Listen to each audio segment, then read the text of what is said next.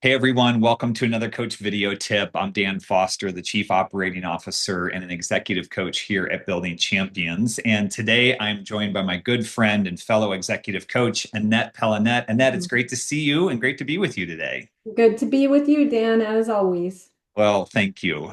We're going to dive into what I think is a critical topic for any leader that's watching or listening to this today, and it's the importance of making time for strategic thinking. Now, Annette, I'm especially glad to be able to connect with you on this today because this challenge of slowing down to think strategically is something that nearly every leader wrestles with, I think. And understanding why it matters, how to make it happen, I think can be the difference between leading with clarity or just reacting to whatever comes next. So I've got a few questions lined up that I think you're going to be uniquely positioned to help us answer. And given your experience of leading large teams and coaching senior executives. So if you're ready, I'm ready. You want to jump in? Yes, I'm totally ready. Okay, so let's start at the beginning here. Why is making time for strategic thinking such a big deal for leaders today, Annette? Mm. Well, things are so fast-paced, right? There's this constant sense of urgency, and leaders really, really rarely take a time to step Yeah. back to see the bigger picture. It's challenging. Mhm. But strategic thinking is so important for us to provide clarity, a sense of intentionality and direction to our teams, Yep. and to be able to get alignment around what's most important. And when leaders do take the time and create the discipline around focusing on strategic thinking, they're able to lead from a place of purpose rather than more reactionary. Yes, absolutely. And I think one of the things I've noticed is that sometimes I feel bad for blocking out time on my calendar for strategic thinking. It's almost as if I think I should be filling that time with working on projects, making calls, engaging, doing something that allows me to check a list, a box, right? That and to do my to-do list. But it really is important, as important as all of that is spending time doing some thinking. I think that holds us back sometimes. Yeah, I agree. And I think that it does feel good to check things off the list. But if Mhm. they aren't the right things you're checking off the There you list, go. then it's Yes. really, you're not being as productive as you can. Yeah, And I exactly. think, yeah.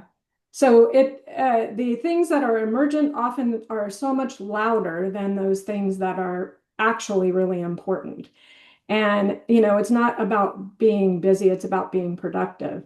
So Mm. slowing down, while it can feel very uncomfortable, I understand that. You're Mhm. actually creating capacity for yourself and for your team because you'll have an idea of what is actually most Yeah. important. And then as things are emerging, you can bump it up against that Yes.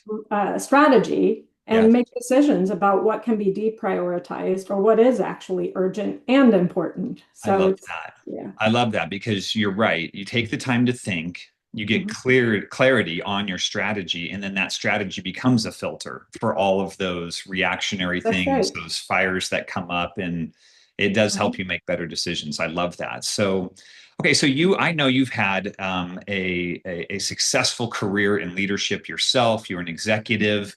Now you coach executives as well. How did you really come to understand the value of strategic thinking in your own leadership journey? Mhm. Yeah, and I think early on I struggled with a lot of what other leaders that I'm coaching are Yeah, struggling with, right? It's in some organizations, being busy is the badge of honor. yeah, If you're busy, you must be doing good work. And that's the kind of environment that I started out in, yeah. and quickly realized that while I was very busy and doing a lot of things, I wasn't necessarily focused on the right things to get the results that we needed to deliver. Hmm, So I created a discipline for myself to step back, great. understand where we were headed. And I think it really shifted everything for me in terms of ability to lead in a way that brought alignment for my team and Hmm, a sense of satisfaction that we're yeah, delivering things that are important to progressing towards that broader vision for the future. yeah. So, yeah. That's great. If you could, um, what did it feel like when you weren't taking time for strategic thinking? Like, what were some of the Yeah. emotions you felt? Like, just give me some words that maybe just pop into your mind as you're Oh my thinking gosh, about that. chaotic. Yeah. This is a term I use. I don't know if it translates, but whack-a-mole, do you know that Yes. old arcade game? Uh-huh. Literally, that's the way it would feel because there's never, it's a never-ending thing of emergent issues that Yes. can come up if you let that take over. So it just feels very chaotic Yeah. and ultimately not very satisfying when you get to the end of a long Yeah. week and feel like, what did I actually do to move us forward? Exactly. Yeah. Mhm. Wonderful. Thank you. Okay. So let's talk about what it looks like when a leader is intentional about carving out strategic thinking time. Are Mhm. there a few best practices or rhythms that you recommend to your clients? And what do those look like? Yeah. So, well, what it looks like when a leader is leading from a more strategic place or a strategic mindset is they're more calm, Hmm. more focused, and more intentional, right? Yeah. And Yeah. I think that translates into how your team can show up as well. They have more confidence. And what leaders that I actually have an example of a leader who does Ah, something that I think is a best practice. great. Let's hear it. I love it. Yeah, he carves out literally every Friday, and his team knows this. Mm. They are Vision Fridays, Okay. and he carves out a chunk of time just for himself with no interruptions to do that deeper thinking Yes. about what they're aiming for, Yep. as well as anticipating, roadblocks that come up and how to mitigate Love it. those. Yeah. And he has open time for his team to come in. And when I've talked to the team, Hmm. they have said this is their favorite opportunity to engage with this leader Oh, that's because they great. have the most creative, Yeah. deep conversations and they feel this sense of alignment. So it brings so much, but it really doesn't matter, so much if you carve out a whole day, but just Yeah. creating a discipline where you hold yourself accountable to do that thinking and to stay aligned with the broader strategy. Yeah. I love it. It's just about leading yourself with intentionality, blocking that time on the calendar. Like you said, it may not be a full 8 hours, but maybe it's a couple of hours a week Yeah. or, during the day. So that's wonderful. I love it. Okay, so what's one thing that a leader can do today? They're listening to this. They know they need to get more time in strategic thinking. What's one thing that they can do right now just to create that space Mhm. for strategic thinking within the week or the month for them? Block the time. Yeah, Really, just block the time and then hold yourself accountable, as we just said, to yeah, stick with that and do that deep thinking. yep. And maybe start with just a 60-minute time block on your calendar, Hmm.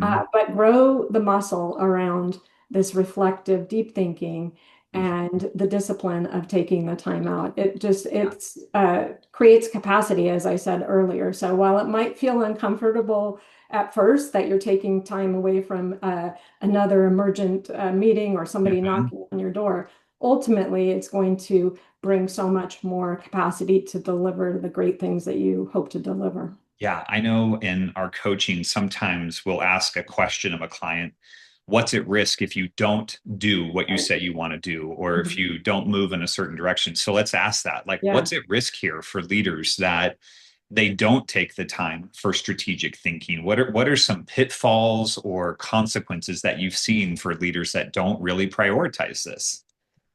I think there's two big buckets. One is first, the leader themselves is going to be in firefighting mode all the time, Yes. whack-a-mole, and Hmm. not able to deliver the results ultimately that they hope to deliver.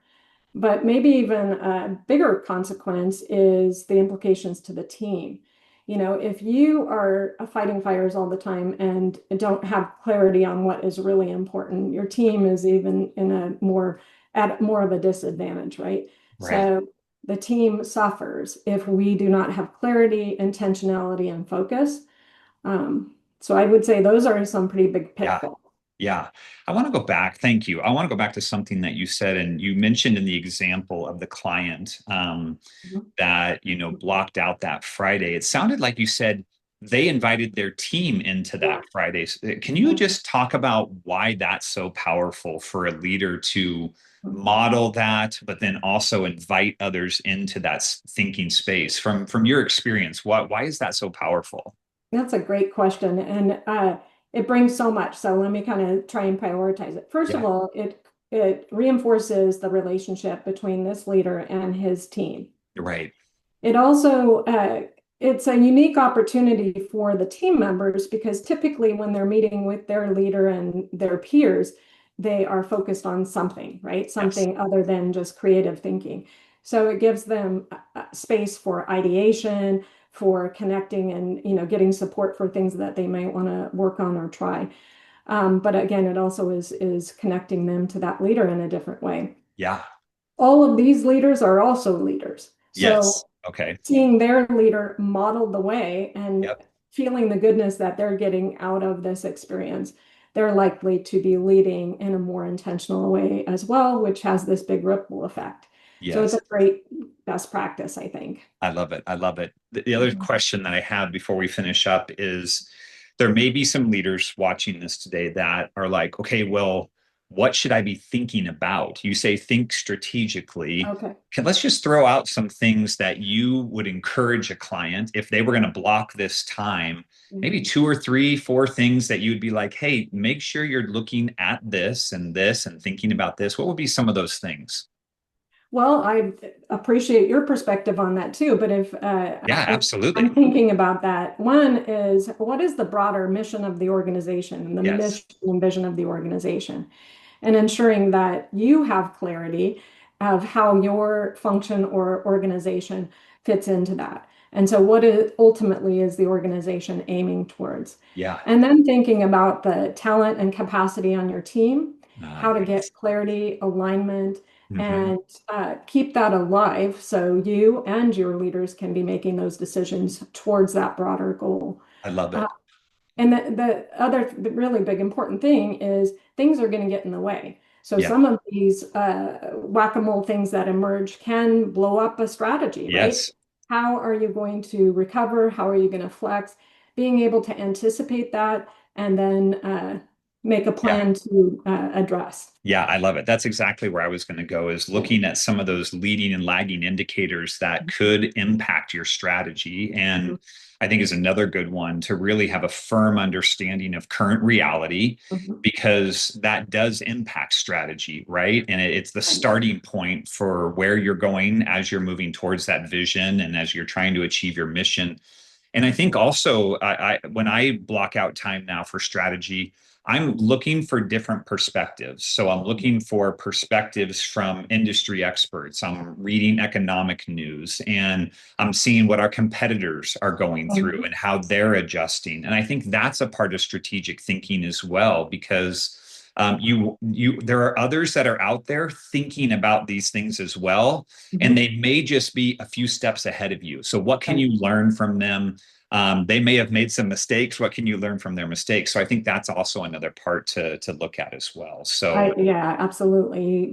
Why reinvent the wheel? If somebody's out yes, ahead of you, kind of learn from that. exactly. Yeah. Well, Annette, thank you so much for joining us today. I know this conversation is going to help our clients and people Well, that are listening, leaders.